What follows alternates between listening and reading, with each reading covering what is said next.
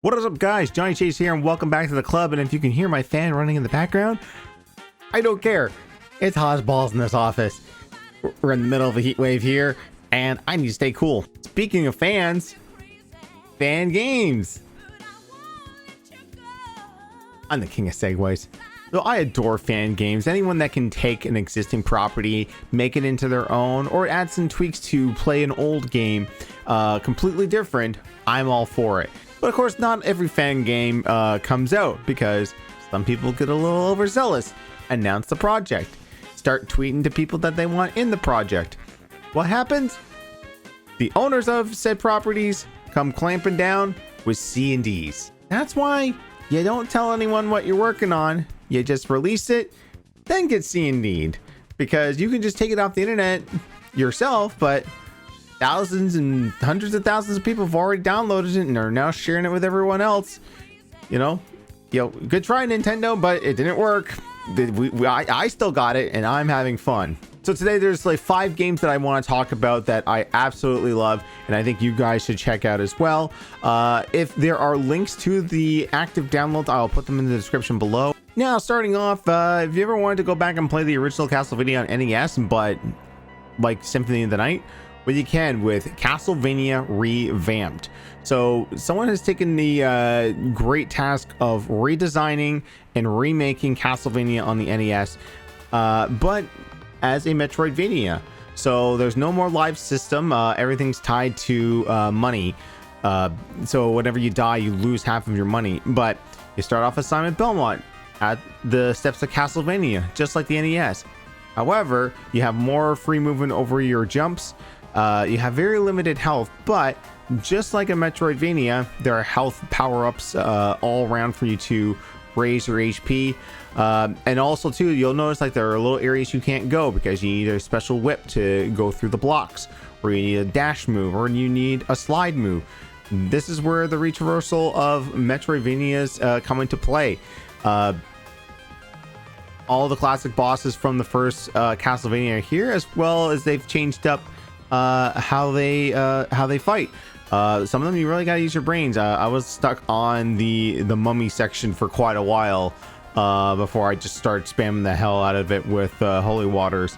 Has a save feature, and also has apparently 4 different endings depending on your completionist level and also how quickly you beat the game. So this is definitely designed for speedrunners. But this game is fantastic. I got a link to the description below where you want to download and check it out yourself. Also, if you want to click the card here, I actually live streamed my entire playthrough of it here on YouTube. So if you want to go back and check it out for yourselves, you can. But yeah, Castlevania Revamped, a really fantastic fan game, released just this year. So this is probably the newest fan game on the list. So go check it out. Remember Newgrounds.com? Remember Adobe Flash? I do. Those were good times. And also some good games out of that. And this one is no exception. Ladies and gentlemen, I present to you a Bubos Big Adventure. This was made by one dude over the course of like 3 or 4 years. Basically, it's a love letter to the NES. You play a Bobo from Double Dragon, whose son, a Boboy, has been kidnapped by various different video game characters. And what I love about this game is that it starts off like Double Dragon. So you're controlling a Bobo as you would in Double Dragon with punches and kicks and all that. But just the amount of Easter eggs and cameos and secrets that are in this game, it's hard pressed for you to like go through and find every single reference that's in this game. Now the playstyle changes as you progress. So at first you're starting off with Double Dragon. Next thing you know, you're in a swimming level, a la Super Mario Brothers, or maybe some TMNT that's in there as well. There's Zelda, there's Contra, Mega Man. I don't want to go through all of them because I want you guys to go out and play this yourselves. It's about an hour and a half, 2-hour playthrough. Now, because this was designed for Flash, you have to use a keyboard. But if you download a program called Joy to Key, you can map your keystrokes to your gamepad. Now, if you know me, I like my retro games, and I have my 8-bit DOE Xbox style controller. That wouldn't work. So if you guys got like an Xbox 360 pad, that'll do you just fine to play through this. But yeah, Bubos Big Adventure. Now you don't necessarily have to download this game. It is available on the developer's website, or you want to just play it in your Chrome browser. You can do that as well, because they've converted it from Flash to HTML5. So as long as no one comes around and says HTML5 is the devil, it's time for the new standard, we should be able to, continue to play this game for quite a while. Next up, another Newgrounds favorite, another Adobe Flash favorite. This is Super Mario Brothers crossover from Exploding Rabbit. So this guy went ahead and recreated Super Mario Brothers 1 in Flash, but didn't stop there. When the game first came out, he added in a bunch of different characters, not as many as there are in the final, well, this version I'm playing is 3.0. There are way more characters than that. But in this one here, you can play as Mario and Luigi, but you could also play as Bill and Lance from Contra. You can play as Link from Zelda. You can play as Sophia the Third, the tank from freaking Blaster Master. Like, are you kidding me? Samus is in there. Since the updates have gone out, there have also been more updates and more skins that he's put on there with audio cues. So like, you don't want to go through the game as Link from the NES? Go as Link from Link to the Past. Hell, you don't even want Link at all, you can use Zelda. You don't want to go use Zelda? Cecil from Final Fantasy IV is in this. Are you kidding me? And also too, like with the sprites of Mario and Luigi, they've actually put in their Mario 2 sprites, and some of the physics actually continue on, except if you select Princess Peach. For some reason, you can't do the float. However, her momentum and her speed from Mario 2 is in there as well.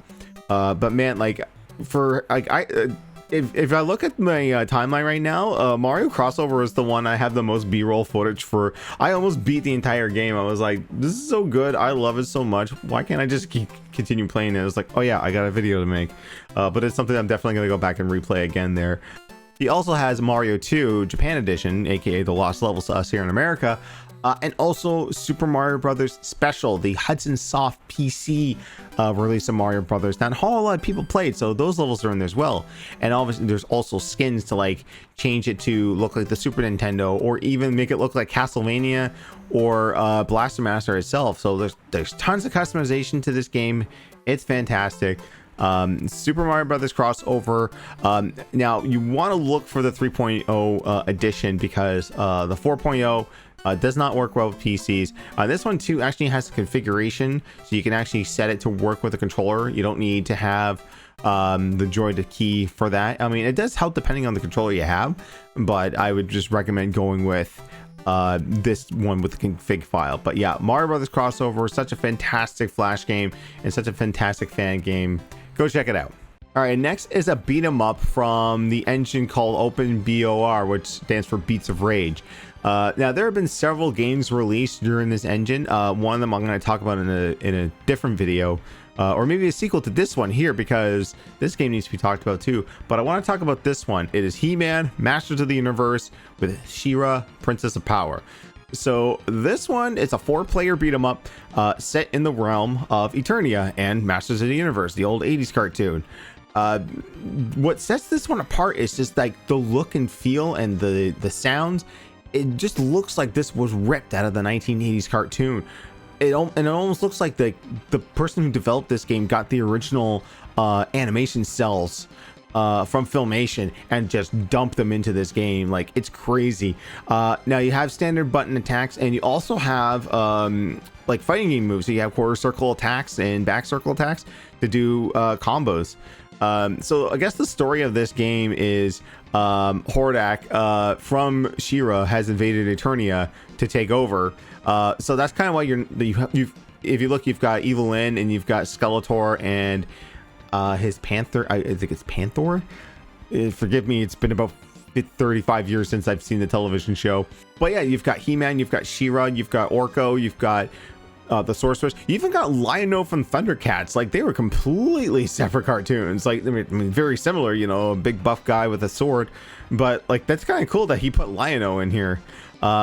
It's a very lengthy game, about 20 stages, and this game is hard. Like, there are some areas there where you gotta do some platforming, and platforming in a beat 'em up, not always the best look. But I haven't gone into extensive detail in this game. This is something that I actually am going to invite friends over to play, or play over Parsec with my online friends, because I always love these Beats of Rage games, and this one like just really impressed me. So I want you guys to check it out too. He-Man Masters of the Universe from OpenBOR. And finally tonight I want to talk about AM2R. Another Metroid 2 remake. This one did get nixed by the big N, but the funny thing is that it's one of those situations where the developer was actively giving updates on the game, but Nintendo didn't do anything. Nintendo only did something when he actually released the 1.0 version of this game. So he went against all conventions, talked about the game, but still got the game out there, and that needs to be applauded. But yeah, this remake here uses assets from Metroid Fusion and Metroid Zero Mission on the GBA, sound effects, everything like that. But it modernizes Metroid 2 Return of Samus very well, because I don't know if you've ever gone back to try and play Metroid 2 on the Game Boy. It's a little clunky. It's a little hard to follow because it's a tiny screen and big sprites. You can get really lost. So obviously he's put in things like, you know, a map system, but he's also put in a great amount of detail into the lore. So like, if you destroy an enemy or you go into a new area, there's like there is a lab that you can go into that will give you such detail into the story and the world of SR388. So same as before, you're like, as the Metroid 2 game, you're killing Metroids, you're trying to wipe them off. Now they've added in a lot more control, like their shoulder buttons can be used to like slow down and aim upward, or, you know, like you do in Super Metroid, aim upwards, left and right. It has a dedicated button for the spider ball from the game, which I think is pretty neat. A lot of elements come from Zero Mission, as well as previous Super games like Super Metroid. I was about to say there. You know, you got your speed boost, you've got the gravity suit, because there are areas with underwater, so they want to incorporate that. Now, one of the main reasons why Nintendo kind of clamped down on this is because Metroid Samus Returns was coming out on the 3DS, and if I can be kind of honest, I've played both. I prefer AM2R over Samus Returns. Like, the official Nintendo product, I don't really care for versus this. Now maybe I should just, you know, maybe give Samus Returns another shot. I mean, it did do this new like melee counter system that you had to, like, instead of just blasting away at enemies, you had to swipe them away and then shoot at them. It wasn't really a good mechanic that I got used to until I played Metroid Dread on the Switch. So maybe I need to go back and give it another shot, but I still stand firm that AM2R was the better game. And I kind of hope that, like, instead of telling this guy cease and desist, I was like, hey, you made a really decent Metroid game, do you want to come work with us on the next best Metroid game? Those are 5 fan games that you guys should check out. Let me know in the comments if you want me to do a sequel on this. I've got tons of other fan games that I played over the years sitting on my computer that I am dying to talk about and to share, and you know, get the discussion going more about fan projects like this. And if you're out there and you're developing a fan project based on someone else's intellectual property, please listen to Uncle Wooly and shut the fuck up. Don't tell us until it's done. But that's gonna do it for me today, guys. Be sure to leave a like, comment down below, subscribe to the channel if you haven't already. I think of my statistics, like 95% of y'all are not subscribed, so if you guys can hit that subscribe button, that would be greatly appreciated. So until next time, guys, I am Giant Chase, and I'm gonna put this fan over this way now. Well, right in the microphone. Y'all are gonna hear it because I'm in the video right now, but I need goddamn air here. See you next time.